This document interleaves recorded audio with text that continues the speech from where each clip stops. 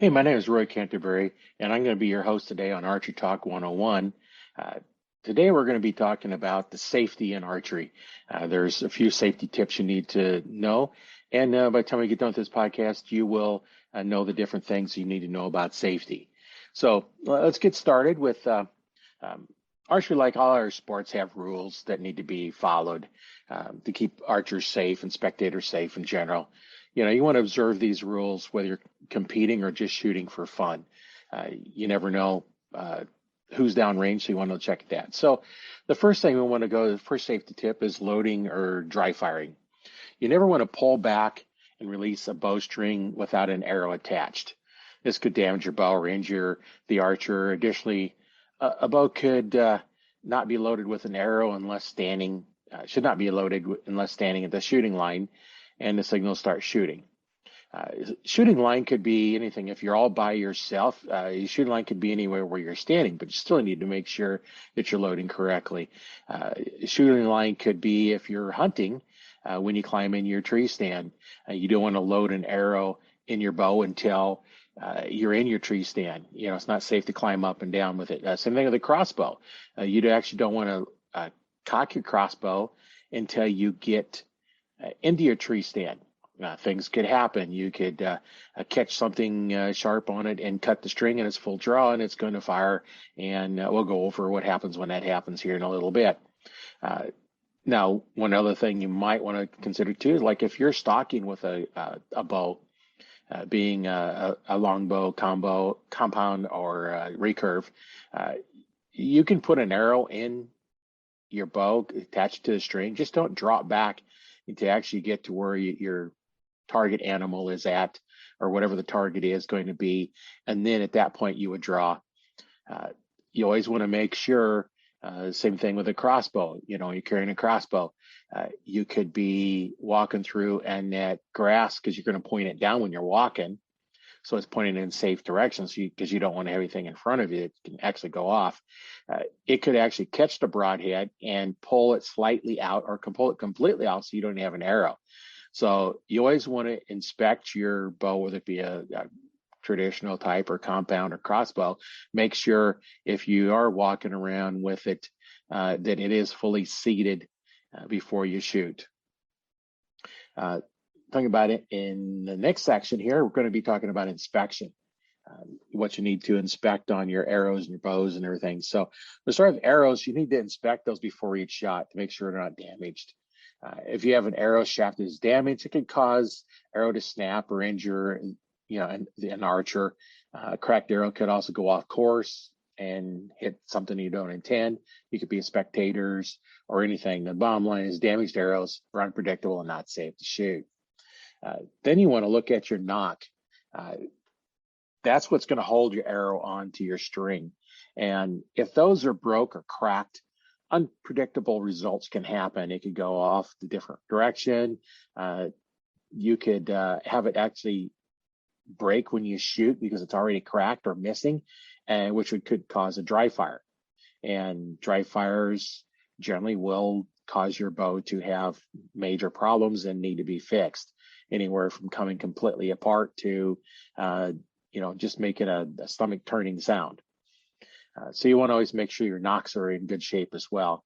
And then you want to also inspect your bow to make sure that there's no defects in the bow, checking your limbs for cracks, before each shooting session.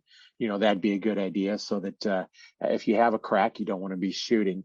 The other time you want to check it too is if you hear a sound that is different from normal. When you normally shoot, you're going to have a sound that you're going to be used to. What happens if something changes, where something sounded like it's a little different, then you want to inspect your bow because there's maybe something going on. The other thing you want to check on your bow is your string. Your string on your bows need to be waxed regularly, whether it's traditional or compound recurve or crossbow. That string needs to be waxed. That keeps it from wearing out. How long does the string last? Well, that depends on how much it's waxed and how much you shoot. When I had my store, I seen a guy wear a string out in just a matter of about 6 months because he never waxed it. So take a look at your string. If it's supposed to be a black string, it should always be black. If you see any gray spots forming on it or it turns white, it might need to get replaced, or you need to find out what's hitting your string.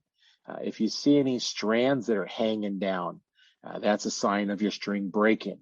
Or if all of a sudden you see a strand that is loose, that means it broke somewhere. And in all those cases, you need to replace the string, because if it breaks, it could break at any time, whether you shoot or when you're, just sitting around. I actually had one bow one time, and I didn't have any signal on it. I was shooting, and all of a sudden I have the bottom half I'm holding in my hand, and the top half come back and hit me in the chest, where the bow riser itself actually broke. Now that was on a real old one, the new extruded aluminum risers. I haven't heard of any of those happen. That was one of the old poured ones. This has been a couple decades ago. So now when you're on the shooting line and you are shooting and you hear a command, cease fire, that is your signal to stop shooting. If you're already at full draw, do not release the arrow. Go ahead and let down, because that means there is some unintended target downrange causing unsafe condition. You could have all of a sudden, for outdoors, you could have an animal walking by, it's not intended, or somebody could be there. Or if you're in an indoor range, there could be something going on downrange that you don't know about. So whoever's in charge of watching that kind of stuff, or anybody shooting, sees an unsafe condition, yell out cease fire, and then everybody should stop shooting. Now, the next part we're going to go is aiming. That's always a good thing, because you want to make sure you hit what you're aiming at. So you always want to aim your arrows or point your arrows at the intended target. Arrows can be a dangerous weapon and should never be aimed at anything that you don't intend to shoot. I know there is one case here where I live where there was two bow hunters out. One was hunting, the other one was walking out. And it was, right at the time when it gets hard to see. And the hunter was walking out without a flashlight, which probably didn't need, he could see. The other hunter was still actively hunting, and all of a sudden seeing something walking by, didn't verify the target, and actually shot him in the leg. So you have to know what your target is, and make sure, in the low light conditions, it gets real easy to see something that's not really there. I know I've had times when I've been out hunting, and I see what I swear is a deer standing there, just standing in the certain range from my tree stand, and all of a sudden it gets light and it's a tree. So you always need to make sure that low light conditions, what your target's going to look like, and make sure you verify the target and then what's behind it. Then it brings up to retrieving arrows. Once you shot your arrows, you don't want to just run down range and pick them up. Now, if you're by yourself on the range, you're the only one there. But if there's anybody else there, you want to wait until everybody's done shooting, and then one person will give the command to go ahead and pull your arrows. And then when you're at the target pulling, say there's more than one of you shooting at the same target, which happens sometimes, you only want one person pulling at a time. And then you don't want to be standing behind that person, because when that arrow comes out of the target, it's coming back with a little bit of force. And if you're standing behind it, that knot can actually be impaled into part of your body. It could hit you in the leg, or hit you in the chest, or depending where you're at, it could hit you just about anywhere. And those knocks are, they're fairly sharp when they come flying back at you. So you always want to stand back behind there. And then the safest way to draw them is put one hand on the target around the shaft, and then pull with the other, and put your hand next to the other one, and then pull that way. That's the safest way to do it. Don't just go and grab it and yank it, because they have a tendency to twist arrows and flex them. And then that's the time, after you pull them out and you stick them in your quiver, is the time to do a quick check to make sure that there's nothing wrong with them. That brings us up to your target placement. Target should be set up to ensure that no one can accidentally hit by a stray arrow. All competitors must wait for the command to shoot and retrieve. So you could have a lot of people in the line, if you're at a competition or just to practice shooting, and you don't want to start shooting until whoever the range officer is tells you to go ahead and start shooting. That way he's been able to verify that, I look how the shooters are back behind the line, everything is safe, and then go ahead and shoot. And then once again, when you're all done shooting, wait for them to tell you it's time to go retrieve them. That's something you always need to be looking at. Where is your targets, and always look at, what's going to go on. You can have equipment failures too. So, look at what's downrange. I know one time I was shooting in an indoor range and I'm drawing back, and I always point my bow at the target when I'm drawing back. Well, I was about 3/4 way back and the head on the release broke off. And of course it sent the arrow string straight up into the ductwork. So if it had been outside, who knows how far it could have went. So you always want to make sure of what's beyond your target. How far could that arrow go if you shot it at an angle, so that you know what's back there and so that you can retrieve them. Doesn't happen too often, but it takes one time to send an arrow to somewhere that you don't want it to go. And that brings us to the next one, is safety equipment. Now, it depends on which type of bow you're using. You might need to use an arm guard to protect your arm from getting hit. If anybody's been hit with an arm with the string, you know how painful that can be. It can swell up and leave black and blue marks, and no fun to do that. So if you have a bow that is doing that to you, you want to wear an arm guard. The other thing that you want to think about too is either a tab or a glove for finger shooters to protect your fingers, or use a release aid of some kind. There's calipers, there's handhelds, there's lots of different release aids that help protect your fingers when you release the string. Now on a compound, if you have the bow set up correctly, it should never hit your arm, but things happen.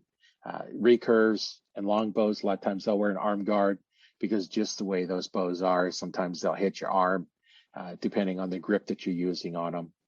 But in summary here, archery is a fun sport. But you don't want to forget that it can also be a dangerous sport, because you are shooting an arrow that can penetrate a lot of things that other things would not. But you want to follow the basic guidelines and, be apt to, enjoy the sport if you follow the basic rules, because last thing you do is have something that's not fun to do when somebody gets hurt. Just to show how archery can affect different things. I watched a little video not too long ago in 1961 where they did a documentary on I think it's the 9th or 19th Army Special Unit, basically the Green Berets, where they had recurves that they were shooting with broadheads on it. And they compared that they're shooting to a cardboard box with 2 separating cardboard panels filled with dirt. And they shot it with a 45. It penetrated outside one, did not hit the first separating cardboard. Then they shot it with a M1 carbine, which is your 30 caliber, and it hit the second, it went through the first cardboard, hit the second cardboard. Then they shot it with an M1, which is your 30-06 round. And that penetrated through the outside, the first layer and the second layer, but did not come out the back. And now then they shot it, same thing, with a broadhead from a recurve. And not only did it go through it, but it stuck out about 6 inches past the back of the box. So that shows how much penetration you can get from an arrow with a broadhead on it. So it can be fun, but just to show you what it can do. So stay tuned for next week, and we'll cover some more in here. I think next week we'll cover into the what to do once you get to the range, and what to look for, and how to test out your different bows.